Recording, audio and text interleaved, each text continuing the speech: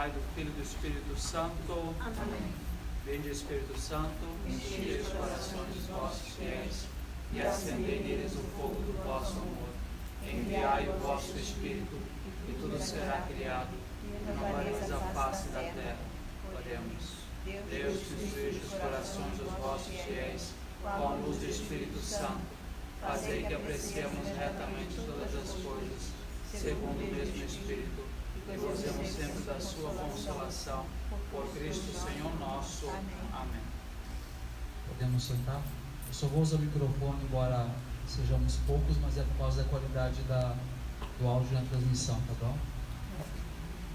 Bom, gente, então, nós vamos hoje começar a trabalhar a Humanae Vitae, a carta encíclica Humanae Vitae, que era para termos iniciado em novembro, houve um contratempo, não pude dar aquela formação. E a ideia hoje é a gente fazer uma introdução mais histórica, né, abordar alguns pontos históricos de introdução que são importantes para a gente compreender, não é, a repercussão do documento em si, o que levou, é claro, o Santo Padre a escrever esse documento e a sua repercussão também em si. Então, a ideia hoje é mais uma introdução, a gente vai até entrar no documento em si, mas vai ser só na introdução, tá bem? Então, é claro que se a gente fosse tentar fazer um resgate histórico, a gente está tratando aqui da parte de moral, especificamente moral matrimonial, não é? Mas a gente não teria, até teria como, né? Mas aí a gente ia gastar um tempo muito maior se a gente fosse resgatar outros documentos. Eu vou citar na introdução, por exemplo, um documento que foi do Papa Pio XI, lá em 1930 ainda, que era também sobre matrimônio e que serviu de impulso para Paulo VI. Mas eu quis fazer o resgate a partir de Paulo VI, porque são documentos mais atuais, são do pós-Concílio Vaticano II, e eles têm uma presença maior nos documentos sequentes, né? Então, como eu mencionei lá no último encontro sobre essa temática de moral matrimonial, a ideia é estudar a Humanae Vitae, depois a Familiaris Consortio, que daí é sobre família mesmo, né? A Humanae Vitae ela é sobre contracepção, e depois da Familiaris Consortio chegar então a Amoris Laetitia do Papa Francisco, né? Porque uma acaba levando a outra e uma dá suporte teológico e doutrinal para a outra carta, tá bem? Então, a nossa ideia hoje é fazer essa introdução. Bom, então vamos olhar em primeiro lugar aspectos históricos gerais, não é?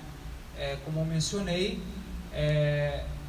a carta encíclica Humanae Vitae, ela vai tratar sobre os métodos contraceptivos.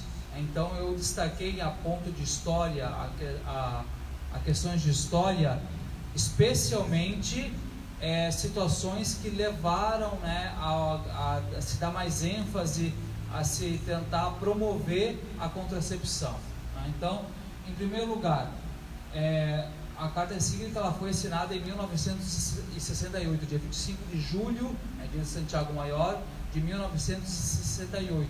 Então faziam alguns anos que havia acontecido a Segunda Guerra Mundial, e um dos pontos da Segunda Guerra Mundial é que houve, de certa maneira, uma grande exploração científica, e depois, quando passou da década de 50 para frente, houve um certo desenvolvimento científico. O que levou ao desenvolvimento foram as técnicas de guerra, e infelizmente muitos experimentos que os nazistas fizeram em campos de concentração, né? Depois foram usados em pesquisas. Só para a gente ter uma ideia, a maioria dos defensivos agrícolas que se utilizaram no século passado foram desenvolvidos durante a Segunda Guerra Mundial, né? Então, a parte científica ela teve um grande desenvolvimento. E uma dessas, um dos tópicos do desenvolvimento científico da época foi que gerou a primeira pílula anticoncepcional, que chegou ao mercado no dia 18 de agosto, já em 1960, foi lançado esse Enovit 10 nos Estados Unidos. Então essa foi a primeira pílula anticoncepcional que foi disponibilizada no mercado. Então isso gerou, é claro, na sociedade como um todo, uma mudança bastante considerável em relação a algumas coisas, né? Eu vou mencionar agora mais alguns fatos históricos para a gente entender isso. Em maio de 1968, na França, aconteceu um chamado movimento estudantil de contestação, né? Era especialmente a chamada juventude marxista, né, que contestava especialmente valores, porque até então a sociedade ocidental, especialmente a europeia, ela tinha uma grande sustentação nos valores judaicos cristãos, né? E esses valores já haviam sido contestados algumas vezes, mas de uma maneira assim muito discreta, muito assim sutil, né? A partir desse período aí a coisa foi literalmente ladeira abaixo. Houve esse movimento estudantil que teve como núcleo a França, e um dos grandes pontos deles era a questão da liberação, entre aspas, sexual. Eles eram também, tinham questionamentos em relação à guerra do Vietnã, movimentos pela aplicação dos direitos civis, que compunham toda a pólvora de um barril construído pela fala dos jovens estudantes da época. Mais do que iniciar algum tipo de tendência, o maio de 68 pôde ser visto como desdobramento de toda uma série de questões já propostas pela revisão dos costumes feita por lutas políticas, obras filosóficas e a euforia juvenil. Então, na verdade, isso foi o estopim, estourou uma série de questões, inclusive em filosofia. Por exemplo, eu vou citar aqui Heidegger e a, entre aspas, esposa dele, Simone de Beauvoir, né? Que foram os precursores do existencialismo, né? E que distorceram filosoficamente muitos valores. O próprio Heidegger e a Simone de Beauvoir tinham uma vida bem esquisita, né? Eles eram, entre aspas, casados, mas era um casamento colorido. Tanto que Simone de Beauvoir, ela tinha o marido Heidegger, mas ela também tinha companheiras, né? Então já viviam, na verdade. Entra aquela história, não é? Quando você não consegue viver conforme os valores que crê, você começa a falar como vive, né? Então transmitiram para as ideias aquilo que eles já viviam. E isso, então, houve um grande estopim, não é?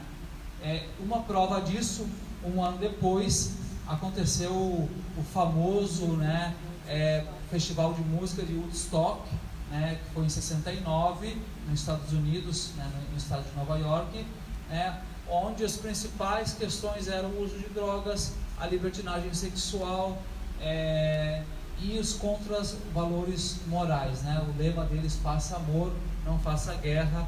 Quem de nós não viu nos livros de história aquelas fotos, né? Era uma fazenda de produção de leite, parece de mais de 600 acres de terra, né? E aquilo lotado de jovens, né? É como se literalmente não houvesse amanhã. Então, aquilo ali já é a consequência desse movimento de 1968.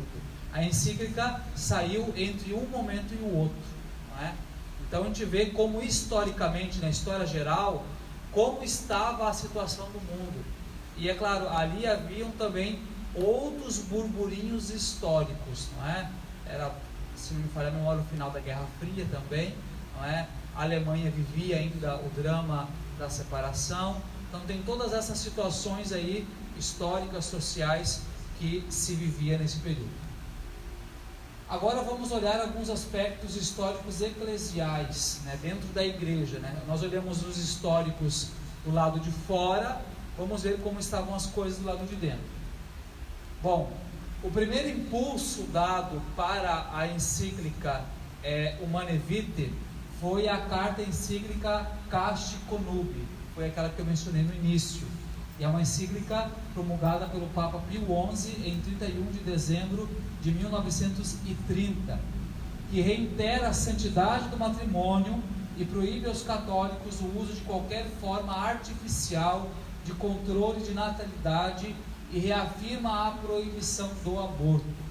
Esta foi escrita após a Igreja Anglicana, entre aspas, liberar o uso de anticoncepcionais, e esta mesma realidade está esvaziando o sentido do matrimônio no que tange à reprodução. É claro, quando a gente fala de métodos contraceptivos, não eram remédios, mas eram modos que se tinham para evitar a gravidez já naquele período, especialmente o chamado coito interrompido, que era o mais usado naquele período. E a Igreja Anglicana, como sempre, foi a primeira, desculpe usar a expressão, a abrir as pernas nesse sentido, né? Então, começou a se modernizar as coisas, e a Igreja Anglicana foi lá, fez uma convenção, eles não têm concílio, uma convenção, e abriram, né? E aí, como a Igreja Anglicana abriu, é claro, a crítica se volta para a Igreja Católica. Então, e a Igreja Católica não vai abrir? Aí vai o Papa Pio XI e bate o martelo. Não vai abrir. Então, o fundo eclesial que sustenta essa carta encíclica do Papa Pio XI. Bom, depois, falando diretamente sobre o período histórico da carta encíclica Humanae Vitae, nós temos ali, é claro, não podemos deixar de citar o Concílio Vaticano II, que foi convocado pelo Papa, agora São João XXIII, e foi inaugurado em 11 de outubro de 1962, foi realizado em 4 grandes sessões, sendo concluído já em 8 de dezembro de 65, já sob o pontificado de São Paulo VI, Papa Paulo VI. Então, uma das características negativas deste período, não do concílio, mas já do pós-concílio, é que haviam muitos abusos na interpretação do concílio. Começaram a haver muitos abusos na interpretação do concílio em várias coisas, na liturgia e em vários pontos de doutrina. Da moral, então, nem se fala. Então, isso era uma situação complicada que se vivia. Eu vou mencionar uma parte histórica agora que vai dar para vocês entender a gravidade da situação. Para escrever a carta encíclica Humanae Vitae sobre a regulação da natalidade, o Papa Paulo VI recolheu o trabalho iniciado por São João XXIII, que criou a Comissão para o Estudo dos Problemas da População, Família e Natalidade, para ter uma melhor compreensão da ação dos anticoncepcionais, algo que na época não era muito conhecido. Então, o que acontece? Na verdade, aqui entra uma questão que a maioria das pessoas desconhece. E quando a gente fala em primeira vez assim, parece aquelas teorias malucas da conspiração. Alguém aqui já ouviu falar da expressão engenharia social? Engenharia social? Não? Então, por exemplo, se eu disser para vocês que a maioria das causas ambientais hoje, na verdade, é um modo de manipulação da engenharia social. A maioria das coisas que grandes grupos compram como realidades, como necessidades, são na verdade somente uma fachada de uma ideia anterior. Existe alguém financiando, existe alguém com um outro interesse. Para vocês terem ideia, essa questão da engenharia social, ela chega até a cogitar que o grande surto de AIDS que houve na década de 70 e 80 foi proposital. Foi proposital. Porque isso ajudou a espalhar o uso da camisinha e o uso de outras coisas, além dos remédios, ou seja, era financiada pela indústria farmacêutica, né? Então, existem vários pontos que a engenharia social, por exemplo, vou trazer um tema que é de hoje, ideologia de gênero.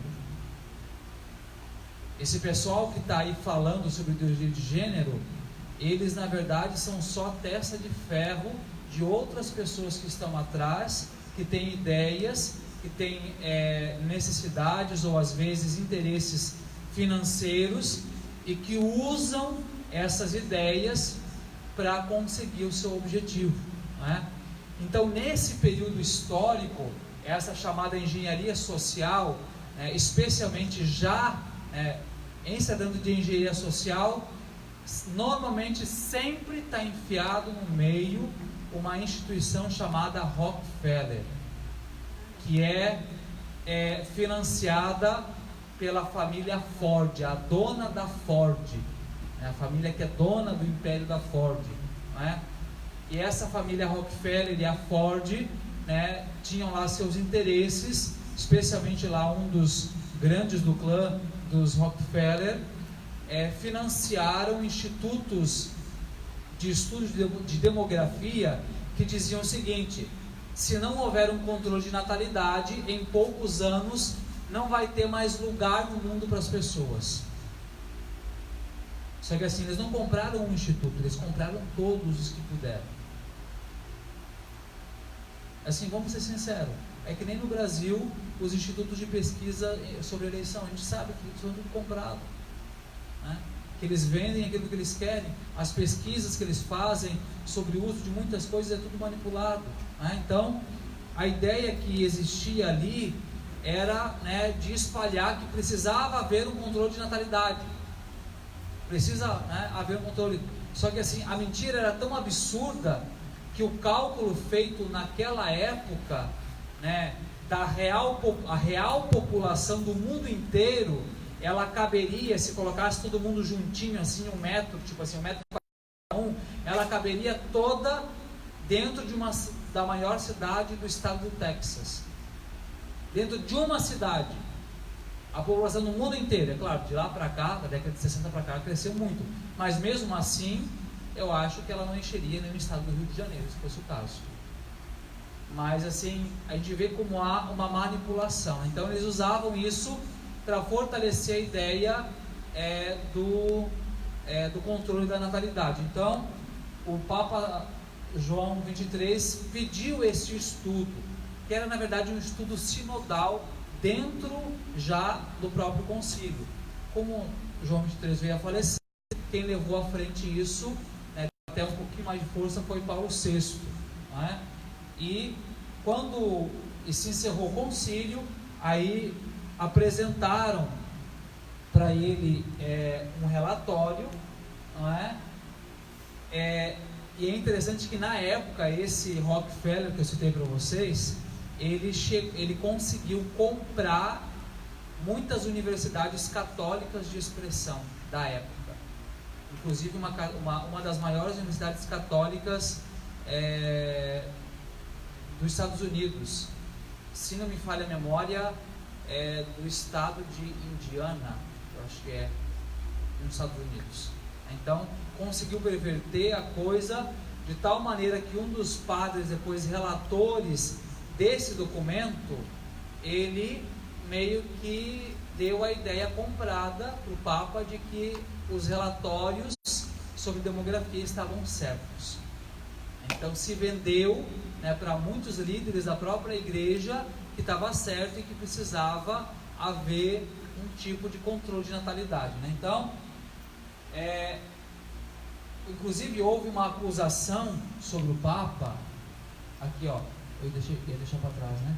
Algumas pessoas acusam Paulo VI de ter publicado a encíclica sem ter consultado aos bispos.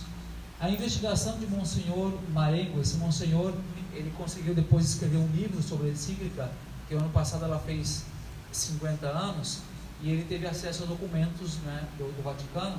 Então ele disse que foi na verdade totalmente o contrário. Durante os 5 anos, em outubro de 67, o Beato Paulo VI pediu a todos os prelados que compartilhassem com ele a sua posição a respeito do tema.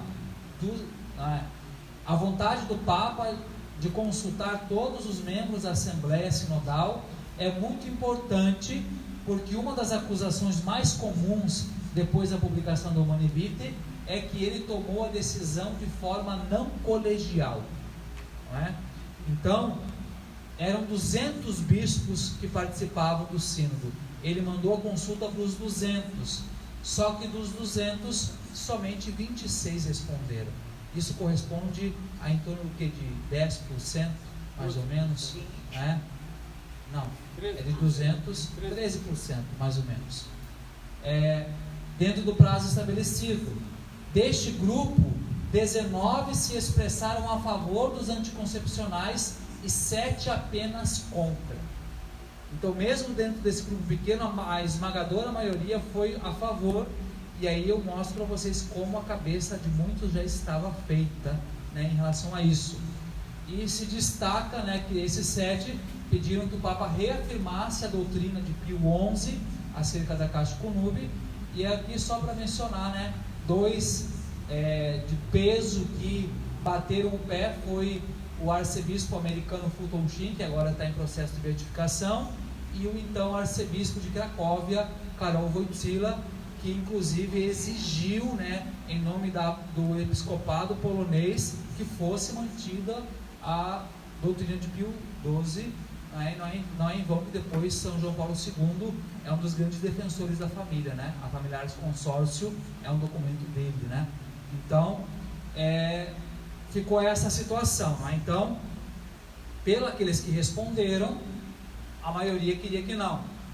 E pelo mundo afora, mesmo os que não foram consultados, a maioria era a favor de que se liberassem os contraceptivos.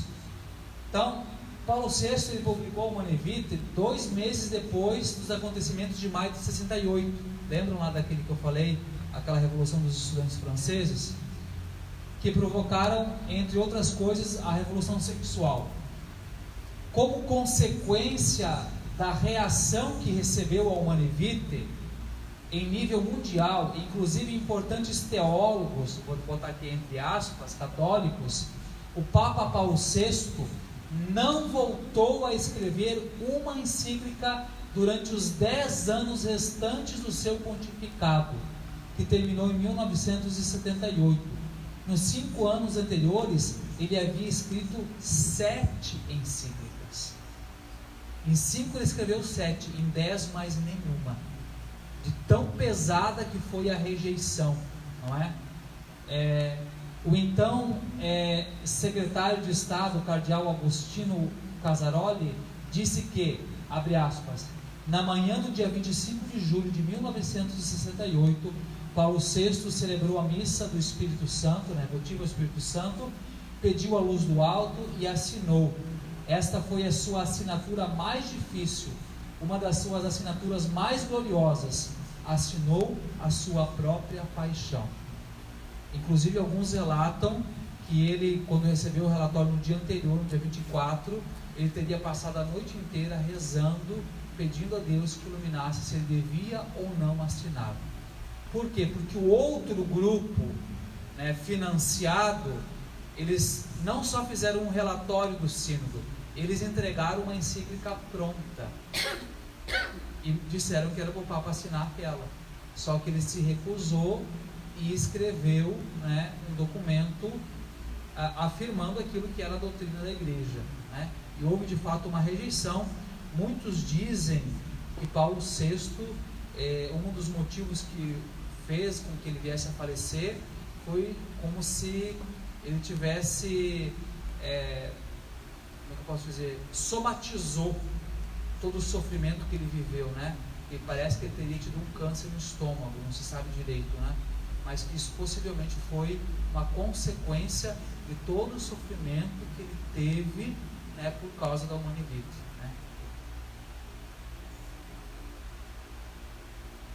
Bom, sobre a encíclica, a valentia com a qual Paulo VI se opôs a uns estereótipos culturais então muito difundidos, que eram impostos e que eram e continuam sendo nocivos para a vida das pessoas casadas e para a cultura moral geral. Embora a encíclica refira-se diretamente ao matrimônio, o que estava em jogo era a visão global de sexualidade. Essa parte aqui sobre a encíclica é uma entrevista que esse monsenhor que eu mencionei, Ângelo Rodrigues Lunho, decano da Pontifícia Universidade de Santa Cruz, deu a um site católico, o Zenit, tá bem? Então ele faz aí uma entrevista colocando alguns pontos sobre a encíclica. À luz da tradição moral da igreja, ninguém podia duvidar que a contracepção é um comportamento intrinsecamente desordenado. Existia uma ideia no imaginário coletivo de que a anticoncepção consistia em manipular de alguma forma a realização da relação conjugal. Então, a ideia que existia não era só se opor à anticoncepção, e a anticoncepção não era só um controle de natalidade, embora isso por si já era bastante grave e precisava ser combatido, mas isso, teria como consequência uma redução da própria relação do casal. Então, é nocível ao próprio matrimônio, à própria relação entre os esposos. Quando a encíclica de Paulo VI estava sendo preparada, alguns diziam que a moral sexual cristã acaba danificando o amor entre o homem e a mulher e a estabilidade do matrimônio. A experiência diz que hoje, em uma cultura na qual se difunde o recurso à contracepção e às relações pré-matrimoniais, os fracassos dos casais são cada vez mais numerosos, bem como também são mais numerosos os fenômenos de violência e de infidelidade. Ou seja, diziam que a moral católica era responsável pelo enfraquecimento dos casamentos, das relações conjugais. E hoje que a gente vive, não é numa cultura onde se dissemina justamente aquilo que queriam lá atrás, a gente vê que, de fato, os fracassos são muito maiores quando há ausência dos valores cristãos. Então se prova justamente o contrário. Certamente outras causas podem levar a estes fenômenos, mas continuo admirado porque muitos casais que tiveram um longo período de noivado, às vezes excessivamente concentrado nos aspectos sexuais, depois de casar-se, descobrem que não se conheciam bem. Talvez pudessem ter conversado mais e se juntado menos, porque juntar-se nem sempre é comunicação e conhecimento. A maior parte das vezes, pelo contrário, impede detectar e corrigir o egoísmo próprio e da outra parte. O juntar-se é a relação sexual que ele está falando. Então, se conversasse mais e se pensasse menos em sexo, hoje, talvez, alguns casamentos não fracassariam tão rápido, não é? Bom, então aqui foi uma breve introdução geral para a gente ter uma ideia. E agora nós vamos entrar diretamente no texto da encíclica. Aqui está só a introdução, não é? Então, só para deixar bem claro que ela é sobre a regulação da natalidade. Então, o foco vai estar sobre isso. As questões em relação a mais geral sobre matrimônio vão aparecer depois com São João Paulo II na Familiares Consórcios, tá bem? A transmissão da vida. O gravíssimo dever de transmitir a vida humana, pelo qual os esposos são os colaboradores livres e responsáveis de Deus Criador, foi sempre para eles fonte de grandes alegrias, se bem que, algumas vezes, acompanhadas de não poucas dificuldades e angústias. Em todos os tempos, o cumprimento deste dever pôs à consciência dos cônjuges sérios problemas, mas, mais recentemente, com o desenvolver-se da sociedade, produziram-se modificações tais que fazem aparecer questões novas que a Igreja não podia ignorar, tratando-se de matéria que tão perto diz respeito à vida e à felicidade dos homens. Então, o Papa, nesse número 1, deixa muito claro. A Igreja sempre teve muito claro aquilo que faz parte da natureza do matrimônio, mas como nos atuais dias, lá atrás, algumas situações são novas, a Igreja precisa se debruçar sobre elas para saber como que os seus fiéis vão agir a partir dessas novas situações. E aqui é interessante, especialmente a primeira parte, porque é uma questão que a gente já mencionou aqui na formação, eu já mencionei uma ou outra vez na homilia. Hoje existe muito forte a cultura, da não natalidade no casamento. Quando eu digo a não natalidade, não é só o não ter filho, mas é a restrição ao número de filhos. E a coisa está ficando tão grave que não é só o fato dos esposos não estarem dispostos a ter filhos, mas eles praticamente há muita gente dentro da igreja que acaba praticamente perseguindo aqueles casais que se decidem por ser abertos à vida. Então, não foi uma vez que eu ouvi de um casal, né, que, embora às vezes seja jovem no matrimônio, tenha às vezes seus 4, 5 anos, mas tenha 2 ou 3 filhos já, de terem sido às vezes verbalmente agredidos na rua ou até na própria igreja, porque as pessoas se arrogam o direito de chamar de loucos para cima, porque a pessoa tem muitos filhos. Onde é que se viu que é uma irresponsabilidade, não é gerar os filhos? A primeira pergunta que a gente faz é aquela: quem é que paga as contas?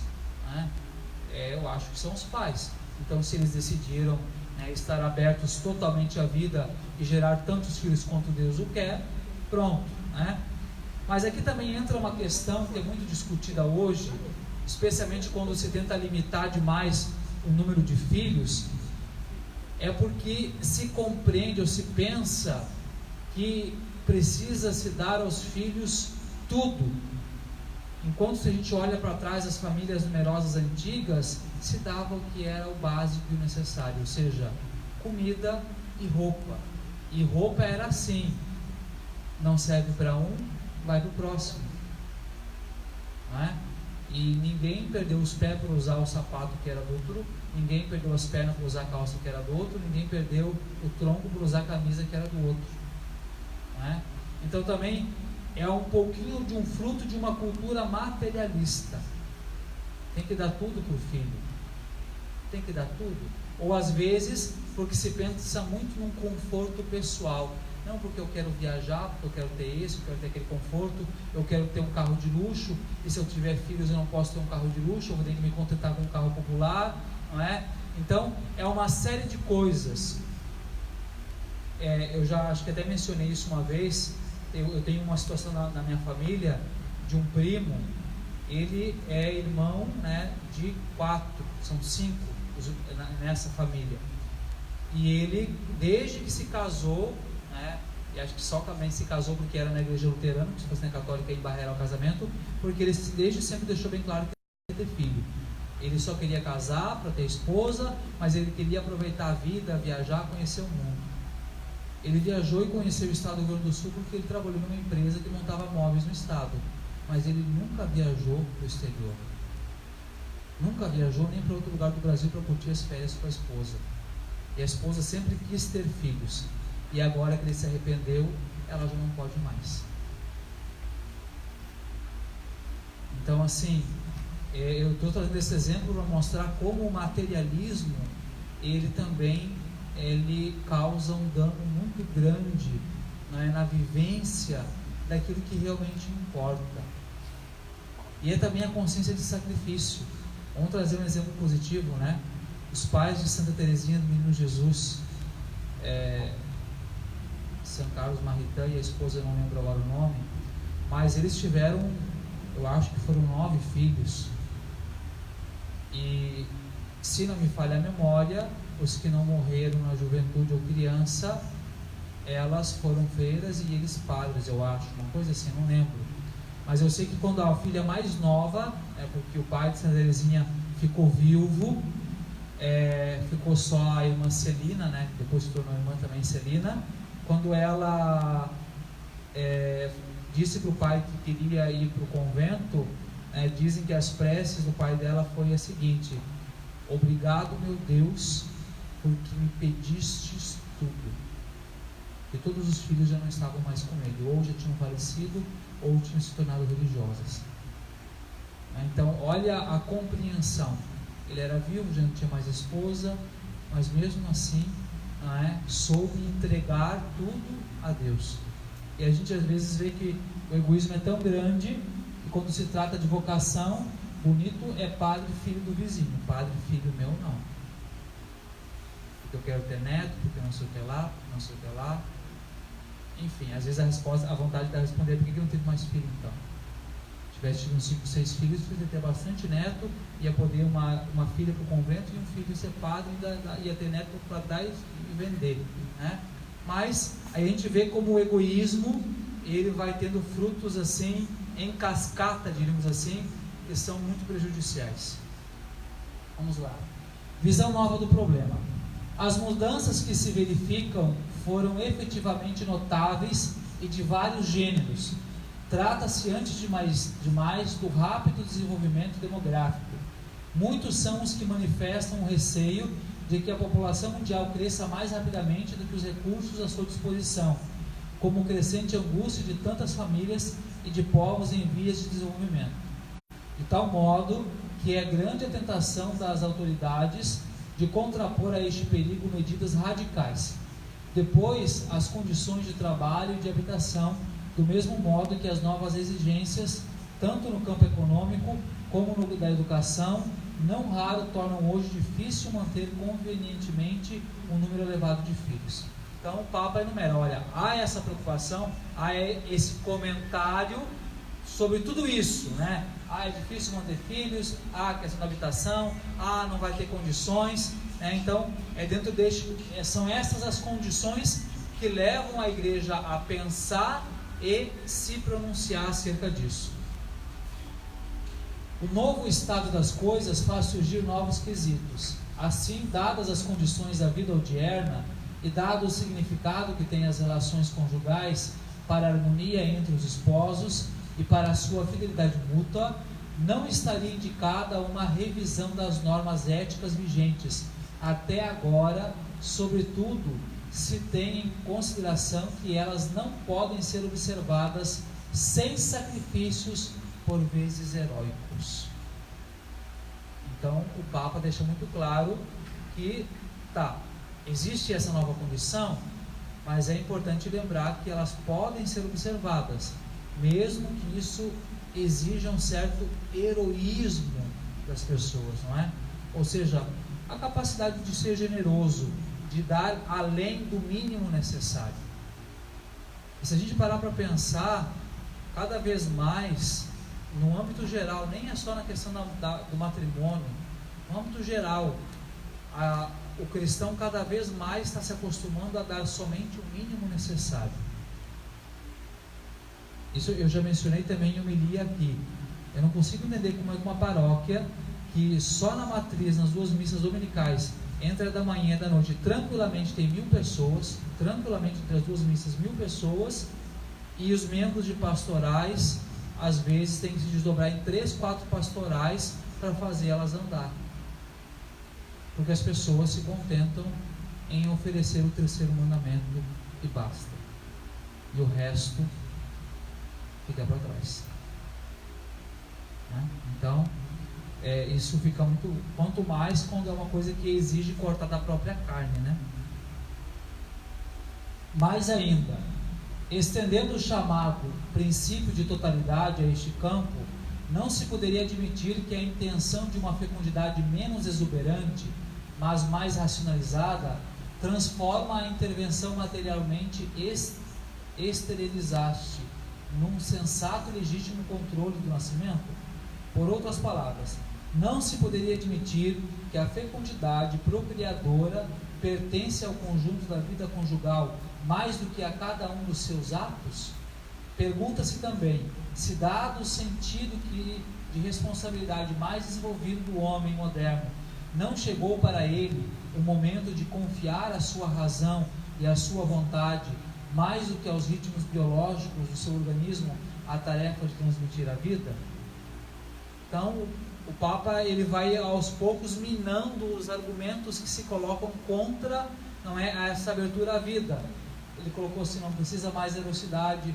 Será que esse controle de natalidade ele não vai, na verdade, interferir na vida conjugal? Será que isso não vai acabar reduzindo também, ou ao menos diluindo a vida matrimonial? Será que às vezes, em relação a isso, não seria melhor, uma capacidade de abrir mão daquilo que se pensa para o indivíduo em prol do todo, ou seja, da família, ou da sociedade, da igreja. Então ficam estes questionamentos feitos no número 3. A competência do magistério. Bom, diante da situação do que é a abertura à vida, o que é a competência do magistério? Porque a gente até ouve muitas vezes aquele discurso: a igreja defende isso, defende a vida, então a igreja que cuide, não é, das crianças. Como se a igreja não cuidasse, né? Como se a igreja não tivesse orfanatos, como se a igreja não tivesse hospitais, como se a igreja não tivesse creches, como se a igreja não oferecesse ajuda, não é, de todos os lados para as famílias. Mas enfim, nenhum fiel quererá negar que, competente ao magistério da igreja, interpretar também a lei moral natural. É incontestável, na verdade, como proclamam muitas vezes os nossos predecessores, que Jesus Cristo, ao comunicar a Pedro e aos apóstolos a sua autoridade divina e ao enviá-los a ensinar a todos os povos os seus mandamentos, os constituía guardas e intérpretes autênticos de toda a lei moral, ou seja, não só da lei evangélica, como também da natural, dado que ela é igualmente expressão da vontade divina e que sua observância é do mesmo modo necessária para a salvação.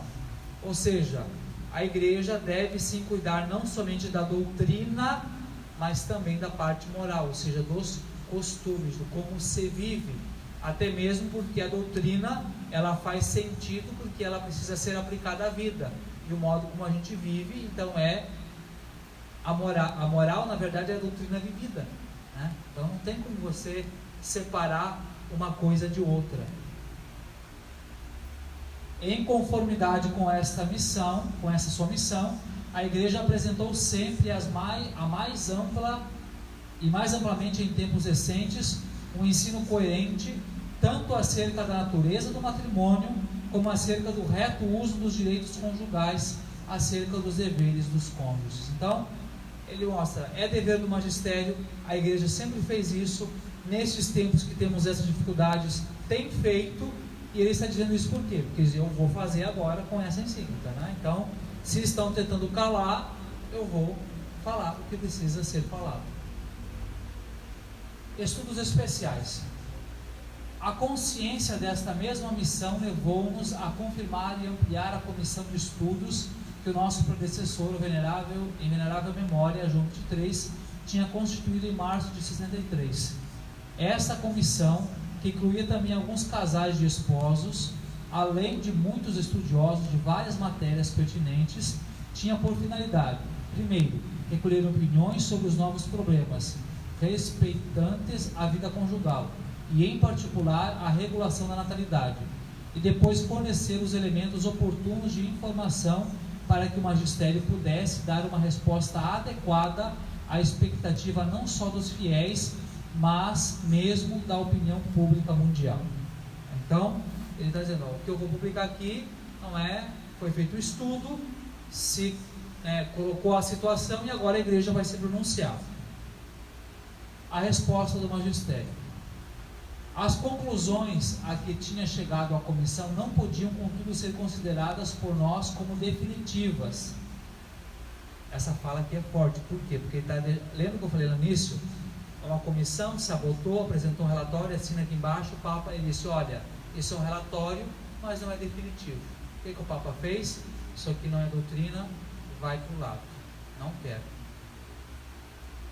Nem dispensarmos de um exame pessoal do grave problema, até mesmo porque o seio da própria comissão não se tinha chegado a um pleno acordo de juízos acerca das normas morais que deviam propor e, sobretudo, porque tinham aflorado alguns critérios de soluções que se afastavam da doutrina moral sobre o matrimônio proposta com firmeza constante pelo magistério da igreja. Então, esse trecho do parágrafo número 6, o Papa literalmente corta, racha ao meio, não é? E purifica todas aquelas manobras que vinham sendo feitas para tentar fazer a igreja se pronunciar contra, né? E ele deixa muito claro, nem dispensarmos de um exame pessoal do grave problema. Pessoal, porque aí também tem que lembrar, o Papa ele tem autoridade por si para proclamar qualquer coisa que não seja contra a fé e a verdade, né? Então é dever, na verdade, dele. Ele é ligado de Cristo, ele tem autoridade, muito mais que uma comissão que não é constituída de autoridade, né? Então, deixar bem claro isso. Até mesmo, já que é para entrar em treta, a gente entra, até mesmo que no último sínodo que aconteceu lá em Roma sobre a Amazônia, a comissão também está querendo fazer a mesma coisa, está querendo impor uma coisa, né, e quer que o Papa assine embaixo, né? E a prova disso, não sei se vocês leram a notícia essa semana, é que o episcopado alemão, uma parte dele, já está se pronunciando, né, dizendo que o homossexualismo não é uma desordem na natureza e que a comunhão para casais de segunda união não é um problema moral, ou seja, melhor seja, a segunda união não é um problema moral grave, né? Então a gente vê que eles estão forçando a barra para tentar fazer o Papa se dobrar em relação a isso. Mas acho que era bom pegar esse parágrafo aqui, copiar, colar e mandar eles dar uma olhadinha, né, para lembrar que quem tem autoridade é a igreja para manter aquilo que está de acordo com a doutrina. Bom, então é isso, né? Com isso nós encerramos essa nossa introdução. Pedimos que o Papa Paulo VI nos acompanhe, né? E assim que tivermos a nossa nova formação, não sei se em janeiro, talvez mais possivelmente em fevereiro, nós voltamos a estudar sobre isso, tá bom? Alguma pergunta, gente? Oi. O senhor sabe, a gente é mais velho, né? O senhor estava falando em o destoque e essa parte que houve. Realmente, eu acho que tudo aconteceu aí. Sabe? Houve uma desordem. E até aquele... Ali, na verdade, assim, eu vou, para usar a expressão que aquele padre da Pontifícia Universidade de Santa Cruz usou, aquilo ali foi um barril de pólvora, né? Por quê, padre? E tudo que estava ali ao redor do barril de pólvora, quando aconteceu a Revolução aquela na França, isso aí, pôs para fora todo E não foi só isso, foi da família. Nós, na minha idade, nós éramos muito presos, pai, mãe, né? A gente era muito fechado dentro da religião, muito presos mesmo. Quando aconteceu isso, né, houve um desequilíbrio, porque nós não fomos educados para esse choque todo. É a lei do pêndulo, né? Quando o pêndulo vai muito para um lado, ele volta com muita força para o outro. Eu falo isso para esses adolescentes, pai, porque nós educamos errado. Abrimos demais, não tem religião, não tem família, acabou tudo. Então, isso que eu estou falando, é a lei do pêndulo. O pêndulo foi demais para um lado.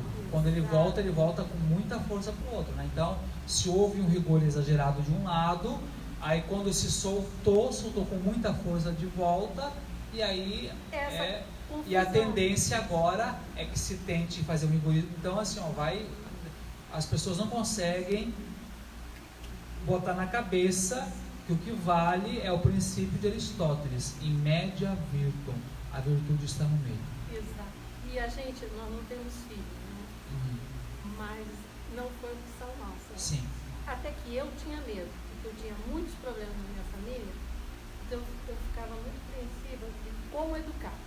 Sim. E ele não, ele lutou até o fim, né, a gente ter filho. Aí, a partir de um momento que ele seria aquele tal coito a três, né? Aí eu não quis mais. Aí eu falei, não, eu pego para criar, porque eu acho isso errado, não acho certo. Então, eu acho que tudo isso foi uma confusão tão grande na cabeça hoje, que os pais hoje têm medo até de ter filho. Padre Galvão, muitos deles não sabem nem como educar. O senhor vê essas doenças? A questão é assim, a gente tem que olhar assim, em sentido de história. Se vocês querem saber o que vai acontecer com o Brasil, é só olhar para a Europa hoje. E no Brasil já está começando a acontecer isso. Por exemplo, já está começando a acontecer que tem muitos filhos que já estão batendo na casa dos 40 anos e ainda estão dentro de casa. Ainda vivem às custas dos pais, né? Então, assim, não é que tem que expulsar de casa com 18 anos, mas assim, não conseguem levar a vida. Então, se uma pessoa depende com 40 anos dos pais, como que de fato ela vai ter capacidade para cuidar de hoje filhos? Em casa, né? Dá errado, volta para casa do pai. E outra coisa, a maioria, né, os que têm filhos, né, não tem dentro do casamento, e aí o que sobra para criar são os avós, né? Nossa, nem... Isso tudo, na verdade, é consequência, né? É, Tudo consequência. Isso aí, por exemplo, entra Freud nessa história aí. Freud também tem uma contribuição grande, né, quando ele fala da questão da repressão. Eu nunca me esqueço, uma vez que um padre falou numa palestra, que tinha uma música que todo mundo cantava e dançava rindo, e que ela é a síntese da psicanálise de Freud e da consequência. Aquela música Não Se Reprima. Não se reprime, né? Não se reprima. Faça sexo com quem você quiser, faça o que você quiser, use tanta droga quanto você quiser, né? Não fique reprimido, né? Só que qual é a consequência disso, né? A consequência do não se reprima é o que a gente vê hoje. Uma menina que vai num baile, né, tem tantas relações numa noite que depois não sabe quem é o pai. Alguma pergunta, gente? Então tá bom, encerramos por hoje. Agradeço a paciência de vocês por terem aguentado até aqui, tá bom? Então vamos pedir a Nossa Senhora que nos abençoe. Foi suave. Ave Maria, cheia de graça, o Senhor é convosco. Bendita sois vós entre as mulheres, bendito é o fruto do vosso ventre, Jesus. Santa Maria, Mãe de Deus, rogai por nós, pecadores, agora e na hora de nossa morte. O Senhor esteja convosco. Pela intercessão da bem-aventurada Virgem Maria e de São José, seu castíssimo esposo, abençoe-vos o Deus Todo-Poderoso, Pai, Filho e Espírito Santo. Uma boa noite a todos.